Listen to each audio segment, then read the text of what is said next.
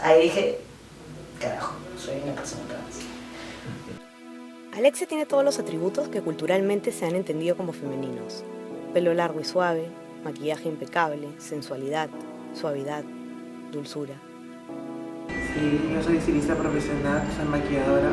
He concursado en eventos de belleza hace muchos años atrás cuando era más joven de lo que aún soy. Pero sí, he conseguido muchas cosas. Para la ley, sin embargo, Alexia no es Alexia, y en su DNI, ahí donde dice sexo, hay una M en lugar de una F. Y es que Alexia es una trans femenina. Si bien cuando nació tenía un pene, y durante su infancia sus padres lo vistieron como niño, nada queda hoy en día de su identidad masculina. Una persona que fue asignada al nacer como hombre, ¿no?, que se construye socialmente como una mujer, ¿no?, como una mujer trans. Del mismo modo, una persona que fue asignada al nacer, diagnosticada como mujer de sexo femenino, ¿no?, pero que se ha desarrollado y se ha construido socialmente como un hombre trans. ¿Puede una persona desafiar el género que le fue impuesto? Pero para empezar, ¿qué es el género? El género es lo más maleable que existe. Tú ahorita me ves maquillada, con vestido, pero tú no sabes cómo puedo estar el día de mañana, ¿no es cierto? Todos nuestros elementos, los elementos que utilizamos para ser femeninas, ser masculinas, ¿no?, son completamente accesorios, todos. Yo, tú, la persona cisgénero, o sea, no trans, ¿no?, la persona transgénero, todos utilizamos tecnologías del género, nuestros aretes, etcétera, ¿no?, para poder ser nosotras. Y nosotros y nosotras cambiamos constantemente. Entonces, digamos que el género puede ir, digamos, fluyendo. La identidad de género es un aspecto que es, por lo general, estable, ¿sí?, pero no es estático al 100%, ¿sí? Entonces, una persona, digamos, puede tener el deseo, ¿no?, de desarrollar una vida como hombre, siendo biológicamente hombre, ¿no?, de casarse, tener hijos y todo lo que es la sociedad, digamos, manda para los hombres, ¿no?, ser heterosexual, etcétera, ¿no?, y llegar a un punto de su vida en el que se dé cuenta que en realidad lo que ha estado haciendo todo ese tiempo es seguir un mandato, ¿no?, que ha de algún modo reprimido u oprimido su forma de ser, ¿no?, que ha hecho que tenga mujer, hijos, etc. Yo soy un hombre trans o transmasculino, he sido asignado a nacer femenino, pero yo me identifico con el masculino, ¿no?, como hombre trans. Yo me di cuenta desde que tuve esa razón, o sea, más o menos de 5 para 6 años. Yo siempre lo tuve dentro de mí, o sea, no ser una mujer total, pero siempre la feminidad, ¿no?, el agarrar las cosas de mi mamá, los tacos, los maquillajes, pero en mi familia siempre fue un poco cerrada en ese aspecto, muy católico. Entonces siempre a mí me mentalizaron que no era, pues, que eso era un pecado y todas esas cosas. Entonces yo cuando me independicé de mi familia, que fue a los casi 18 años, yo ya comencé a ser, yo realmente me volví una chica trans a partir de los 22 para 23 años. Deberíamos permitir que cada persona sea libre de cómo expresarse. Esto es lo que yo, al menos, como yo me sentía en el momento de mi familia, cuando mi familia me obligaba a utilizar vestidos o me obligaba también a comportarme de una manera en la que yo no me sentía a gusto. Entonces, son estas cosas de cómo te vigilan y cómo empiezan a decirte que así te ves mejor o cosas así, pero en realidad quien se ve mejor o quien se siente bien viéndose mejor es uno mismo. Cuando yo tenía 17 años decidí cortarme el cabello. De hecho fue una cosa para mí fue algo muy importante para mí, porque cuando me veía al espejo me sentía bien. En el 2012, la Asociación Americana de Psiquiatría retiró el transexualismo de su Manual Estadístico de los Trastornos Mentales, el DSM. Si bien este dejó de considerarse un trastorno mental, se entendió que las personas transgénero sufren de una disforia de género, es decir, un sufrimiento o angustia que padecen por no identificarse con el sexo que se les asignó al nacer.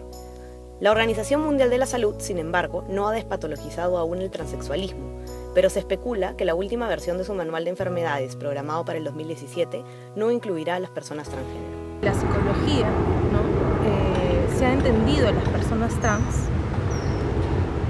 desde una mirada patológica, ¿sí? Y empiezo describiendo a las personas trans de esta manera porque creo que es la imagen que la gran mayoría de personas tiene digamos, de los transexuales o las transgénero, ¿no? En el Perú, ser trans es, en la gran mayoría de casos, sinónimo de tragedia. Todos los días, las personas trans son víctimas de violación de una perturbadora gama de derechos fundamentales.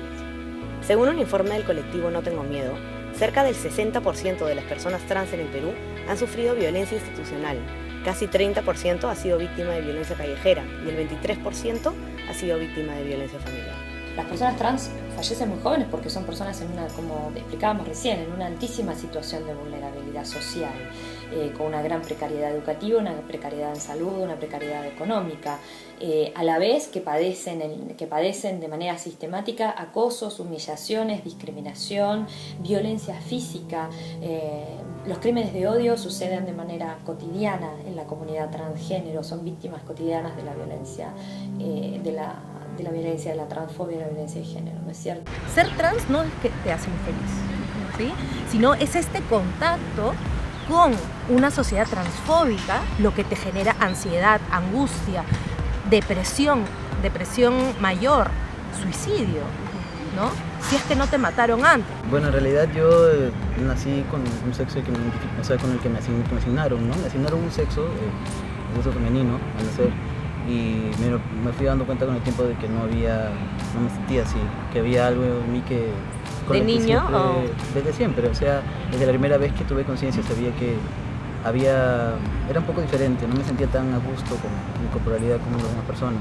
Y eso yo siempre lo asumí como natural, como normal, porque nadie me había hablado de estos temas antes de mí, entonces pensé que todos tenían ese problema con sus cuerpos, ¿no? Tal vez a algunos les fastidia.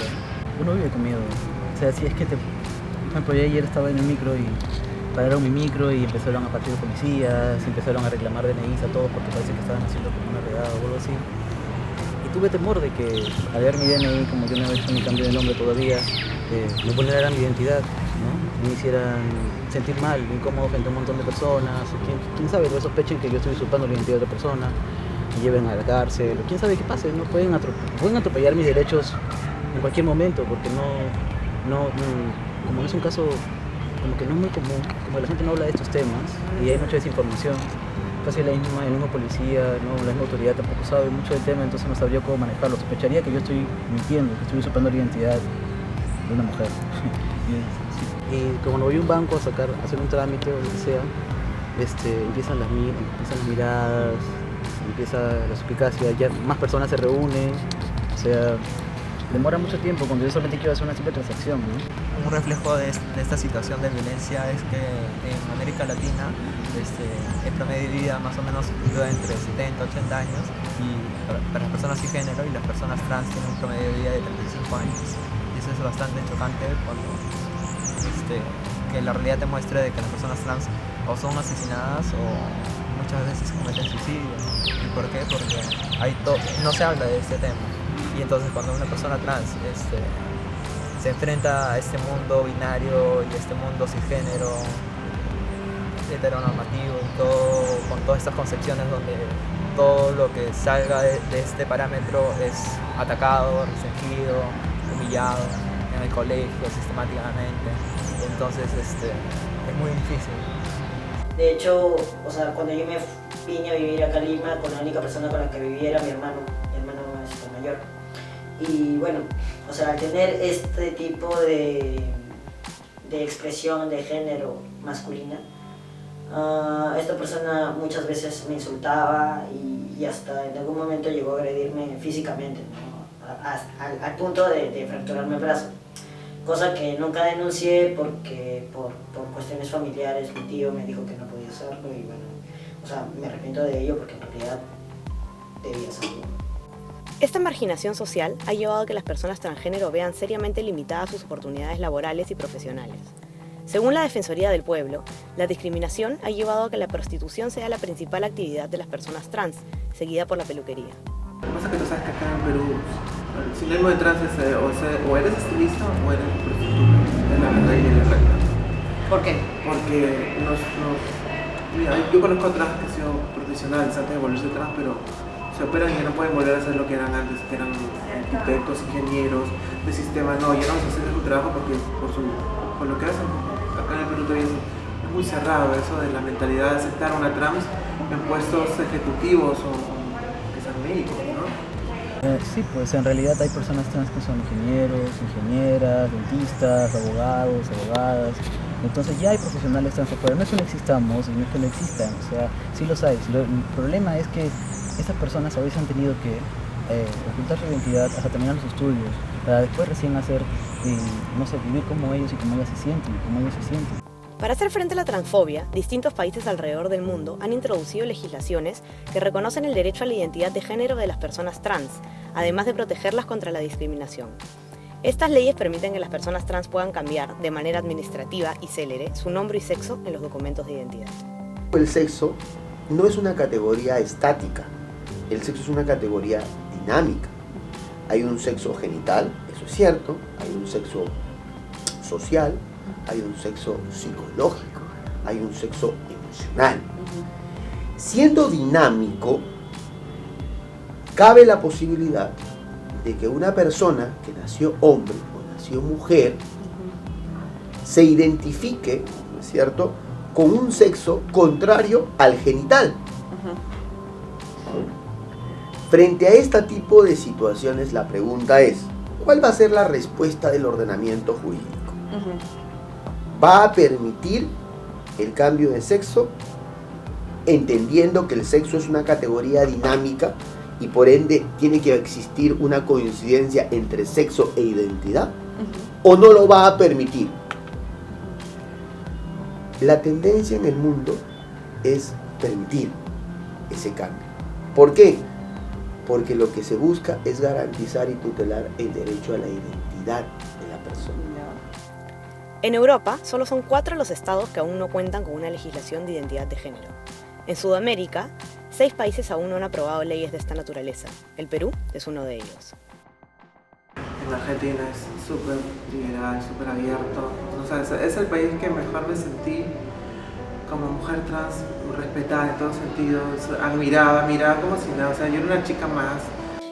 Por si acaso, además, la Corte Interamericana de Derechos Humanos en el año 2002, en el caso Atala Rifo versus Chile, dijo con absoluta claridad, fundamento 91, a que le interese, que la orientación sexual y la identidad de género son condiciones protegidas, de la misma manera que lo son la raza, el sexo, los datos económicos, religiosos, libertad de conciencia, etc. Para solicitar el cambio de sexo y nombre en el DNI en el Perú, las personas trans deben someterse a un proceso judicial. En este, deben aportar elementos de convicción a los jueces para obtener su autorización. El Código Civil, en el artículo 29, señala que el cambio de nombre procede ante una causa razonable. ¿Ya? En teoría, si uno acredita una causa razonable, puede llevarse adelante el cambio de nombre. De mujer que no quiere llamarse Petronila, sino quiere llamarse María. De un hombre que no quiere llamarse Eustaquio, sino se quiere llamar Jorge.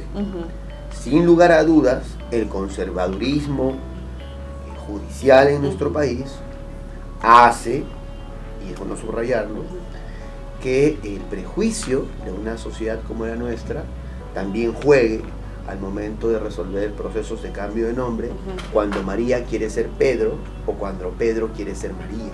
Para las personas transgénero en el Perú, las consecuencias de no contar con una ley de identidad de género que les permita cambiar los datos en sus documentos de identidad son trágicas. Bueno, me preguntabas cuál es la situación de una persona trans en el Perú. Carece completamente de derechos. Al no estar reconocido su derecho a la identidad, lo que sucede es que opera como si fuera una muerte civil, que es una figura que se abolió hace muchísimos años, pero funciona en la práctica como una muerte civil, porque al no reconocerse el derecho a la identidad, que es un derecho instrumental, es decir, es un derecho en sí mismo, pero que a la vez permite para que se reconozcan todos otros derechos. Pensemos en los derechos políticos, a votar, a ser elegido en las elecciones, a poder disfrutar, por ejemplo, de un trabajo formal, de un trabajo en blanco y por lo tanto beneficios laborales y beneficios previsionales, acceso al crédito, acceso a la vivienda, y aquellos más básicos, bueno, a poder casarse y formar una familia, aquellos más básicos como son el de la salud y la educación, que son aquellos donde principalmente están más golpeados. Acordate que se estima que la vida de una persona trans es entre los 35 y los 37 años, es la expectativa de vida de una persona trans, contra 80 o 75, 70, 75, 80 de una persona no trans. Y bueno, son distintas formas de violencia, ¿no? Son varias, creo que la mayoría de derechos fundamentales son vulnerados, creo que casi todos. Sobre todo cuando pagas una cuenta o cuando quieres pedir algo. Lo que pasa es que acá en el Perú la educación tiene mucho que ver con eso, con el trato hacia nosotras las trans.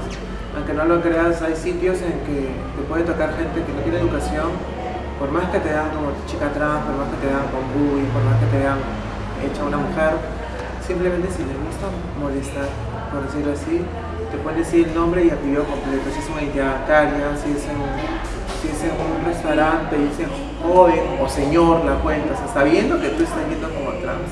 Yo he querido denunciar cuando me han asaltado. Y en vez de hacer el trámite como cualquier persona, se han más puesto a fijarse en mi DNI, se han burlado, han hecho, o sea, le he pasado mal tratando de denunciar un crimen. Lo último que estabas comentando sobre el derecho a la identidad es sintomático de que en Argentina se le ha llamado como el derecho a acceder a todos los demás derechos. O sea, realmente es un derecho base. Si no reconoces la identidad de una persona, ¿cómo va a ir a la comisaría a pedir que tengan otros derechos? Hace pocas semanas, el Tribunal Constitucional emitió una sentencia importante para los derechos de las personas transgénero. En esta, se admitió que el transexualismo no es una patología y que el sexo, por ser en parte una construcción cultural, es modificable. El fallo estableció que los procesos de cambio de nombre y sexo deberán transmitirse vía procesos sumarísimos, pero aún en el Poder Judicial. Las leyes de identidad de género, en cambio, permiten que las personas trans puedan cambiar su nombre y sexo ya no en la vía judicial, sino mediante un proceso administrativo y sencillo. RENIEC necesitaría de una ley aprobada por el Congreso que abra este camino, que señale puntualmente que es el cambio de nombre un pedido, un petitorio que debe ser tramitado a nivel administrativo y no judicial. De hecho, la Defensoría del Pueblo ha recomendado la aprobación de una ley de identidad de género en el Perú. Así, en su informe 175 se recomienda aprobar una ley de identidad de género que establezca un procedimiento administrativo a cargo del Registro de Nacionalidad de Identificación y Estado Civil, RENIEC, para que las personas trans puedan cambiar su nombre y o sexo en sus documentos de identidad. Este procedimiento debe ser célere, no patologizante y respetuoso de su dignidad e intimidad. La pelota está en cancha del Congreso. Claro, tendría que aprobar eso. ¿Por qué? Porque mientras esto no ocurra, la administración, en este caso el RENIEC, cuya actuación se rige por el principio de legalidad, está atada de pies y manos. Claro. No puede proceder a un cambio de nombre, sino cuando existe una sentencia firme, emitida por el órgano judicial competente que disponga de ello. Que en realidad el DNI se ha convertido en uno de los objetos que por más discriminación nos toca. Es por ello que pedimos una ley de identidad de género, para poder cambiar de nombre de manera fácil y no sufrir tanta discriminación y aislamiento social. Otro aspecto que no soluciona la sentencia del Tribunal Constitucional es el relacionado a las personas trans no binarias. En el fallo se reconoce que una persona puede solicitar ser considerado del sexo opuesto al que se le asignó al nacer, pero ¿qué ocurre con aquellos que no se identifican plena y exclusivamente con los géneros masculino o femenino? Están las personas de género no binario, por ejemplo, ¿no? Que muchas personas la mayoría no sabemos de quiénes son las personas de género no binario, ¿no? Entonces son estas personas que entran dentro del espectro trans sin necesidad de que estén en uno de estos dos polos, ¿no? Es decir, no necesariamente me considero un hombre trans, no necesariamente me considero mujer, pero tengo elementos de estas dos identidades y los performo, los actúo en mi forma de caminar, en mi forma de expresarme, como me hacen sentir bien. Es difícil responder esa pregunta porque siempre me he sentido que no he encajado de alguna manera, pero a partir de los estudios de género como que le he puesto el nombre, ¿no?, a lo que sentía, y entonces me identifico como persona trans de género no binario desde hace más o menos un año, pero antes era simplemente que no me gustaba todas las cosas que eran masculinas así netamente, ni me gustaba lo que la sociedad cree que es masculino. Es como dejar de decir quién eres, es como si hubiera un nombre de que no está puesto. Es algo difícil de explicar, pero es no poner un nombre a un sentimiento. Para enfrentar esta situación, algunos estados han introducido la opción de un tercer género en los documentos de identidad, para aquellos que no se identifican con los géneros femenino o masculino. En el Perú existen diversas organizaciones de la sociedad civil que se encargan de promover los derechos de las personas trans, además de ofrecer un espacio de encuentro y orientación para ellos. El fin de Féminas es probar un modelo de atención a mujeres trans, en un lugar diferenciado, con un equipo de tutoras y como incentivo o atractivo, brindar un servicio que también necesitemos que no solo sea VIH. Definitivamente el tema es alrededor del VIH porque es el tema que se chequeen y que si en caso tengas VIH pues te controles y suprimas la la carga viral, ¿no? El espacio de poder conversar sobre estos temas, también hacer incidencia política sobre ello. O sea, mujeres trans de más de 40 años, ¿no? Que llegaron aquí aún vistiendo como un chico y que ahora tú las ves y que han cambiado completamente su vida, ¿no? O sea, que te dicen gracias por hacerme feliz, ¿no? O sea, porque simplemente con el simple hecho de abrir las puertas y de hacerme un espacio para ti, me has hecho feliz, ¿no? O sea, más de lo que puedo haber vivido en mis 39 años previos a esto. Lo bonito de encontrar un grupo de trans masculinos o de hombres trans que puedan explicarte de que en realidad no está mal, de que en realidad eres como cualquier persona más y de que simplemente te identificas diferente a los demás. Sin duda, la sentencia del Tribunal Constitucional ha puesto el tema de las personas transgénero sobre la mesa. Sin embargo, aún queda mucho por hacer. Algo tan simple como una ley de identidad de género que permita que las personas se identifiquen como realmente se perciben a sí mismas puede hacer una inmensa diferencia. ¿Será este Congreso el que pase la historia por aprobar una ley de identidad de género? Los genitales no definen quién eres. Como comprenderás también, este es un trabajo de muy largo aliento. Tenemos que luchar contra prejuicios ancestrales. Y el cambio más difícil en una sociedad no es el cambio económico ni el cambio político, es el cambio de mentalidades. Justo hace unos días una persona me preguntó, ¿y los niños? Y yo le respondí, ¿y los niños merecen vivir en un ambiente sin discriminación? Y por eso no tienes que intentarle las ideas de discriminación, de que estas personas son diferentes o son malas o cosas así, sino todo lo contrario, de que así como se les enseña de que hay cosas que les gusta y que la sociedad les llama masculinas, hay otras cosas que son femeninas y que está súper bien si que quiere comportarse como quiera, vivir en libertad, ¿no? Como que cómo se identifica cada persona, no es cómo lo identifican otras personas a esa persona, eso es más o menos la base, cómo se identifica uno o una. En realidad lo que te hace hombre y lo que te hace mujer en realidad no debería haber, qué es lo que te hace como persona, ¿no?